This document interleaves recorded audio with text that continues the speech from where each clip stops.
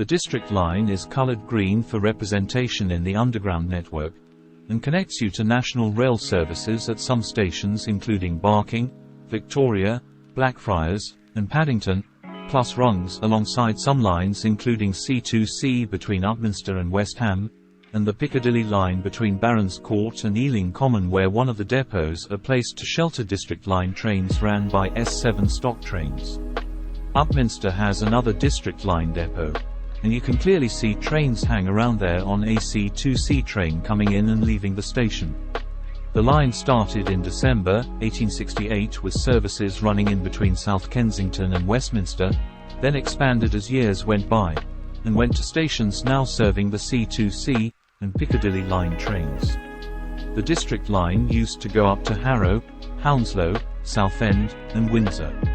Now it only goes up to Upminster in East London, Edgware Road, Richmond in West London, and also based in West London is Ealing Broadway and Wimbledon. Kensington Olympia is another termini for the District Line. Occasionally services from Upminster terminate there, and there's trains to there from Edgware Road via High Street, Kensington. The Metropolitan District Railway, the line was first called before the District Line stayed to be on our tube network, that begun in the 1860s, started with just wooden carriages manhandled by steam locomotives before the Q stock came into replacing the original 1904 to 1905 B stock trains. The Q stock trains had their time operating for the District Line until the R stock ran out of nowhere to say, "Hey, you there, get out of my pub." They took their place for public services. The CO-CP stock transferred from the Metropolitan Line took out some Q stock trains in the early 1960s. Unfortunately, in the late 70s, the CO-CP and R stock trains got taken out and replaced by Gideon's favorite stock trains, the D stock. I remember the D stock and riding on it, and yes, like the new and improved David said, my favorite tube stock is the D78 stock, which came in the late 70s, like David said. And they were just so, I just loved every single thing about this stock. The noises, the announcements, the lady who does the announcements, the sliding doors, the face-to-face seats, the green holes, the in-built trains, the green bars. I'm looking at pictures of these right now and I just miss this life so much. I prefer the coloured version than the unrefurbished version. Is it unrefurbished? Yeah. Just, I'm sure they had couch seats, couch face-to-face seats. The windows, the screeching, the noise, like the noises they make, the screaming, the howling, and the grunting. I don't know if it's that noise. Is it grunting? No,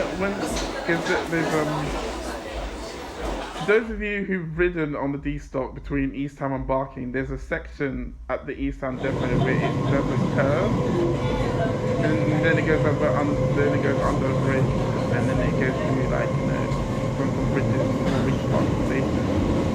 But on the westbound side, it goes up the bridge and then it goes down, and then it goes through under the bridge and then it goes down like that.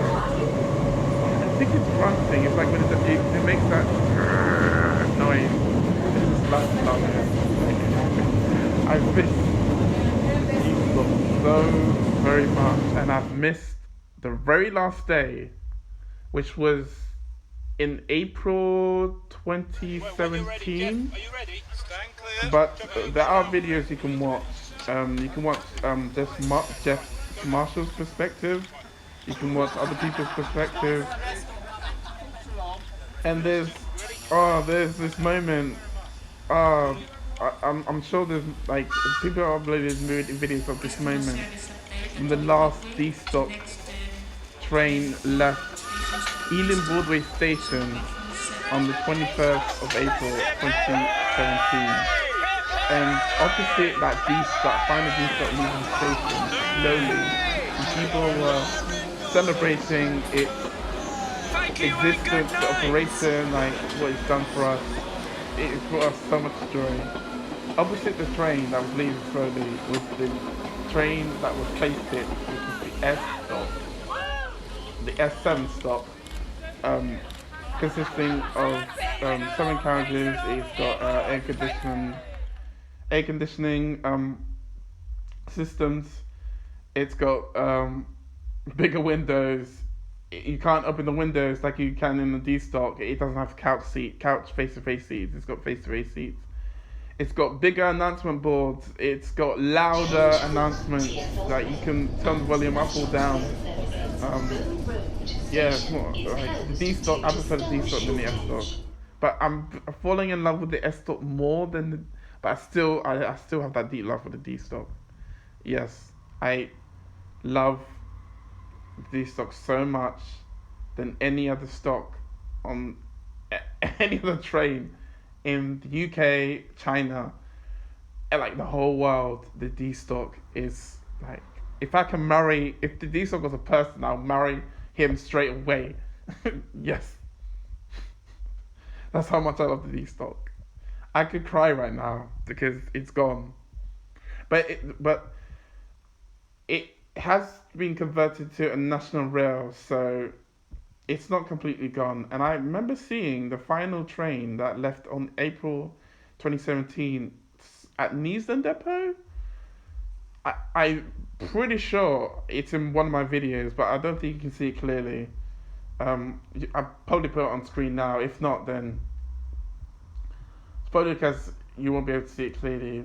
It might be a bit of a hard one to find, the video where I've caught it. But it might be the one where where I filmed the video when I was on the Metropolitan line, just filming the journey between Finchley Road and Wembley Park. It's one of those videos, yeah. Yeah, the D stock. It had its days.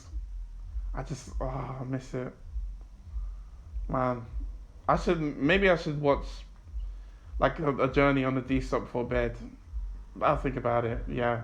But I just love this line so much. Stock, train, tube, yeah, stock. Anyway, I'm gonna give it back to Liam now. David. Sorry, new and improved David. Maybe his name should be Diem. Yeah. Anyway, back to you, David. Yes, the S stock has taken away the old and brought its new, as the future of London expects bigger and better from TfL, and now we have the Elizabeth line and Superloop. The District line happens to be the 5th busiest line out of other lines in the Underground network, and runs in its length of 64 kilometers, and uses its operating speed of 40 miles per hour, and electrification. The trains contain a 750 volts DC, and at some sections less at 630 volts DC from the Piccadilly line. The District line does share tracks with other lines too. The District line has around 60 stations, and there are some stations where they terminate and reverse to reduce congestion on the line, such as Earls Court, West Ham, Plaistow, Barking, and High Street, Kensington. The District line at some stations split into different branches in order to reach to their destination.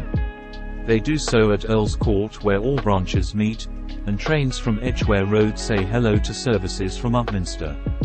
2 branches on the District line join together after this station to reach Wimbledon, one being from Upminster, and the other from Edgware Road. 2 branches join after Earls Court to reach Turnham Green, where they split into their own branch to reach to their final stop.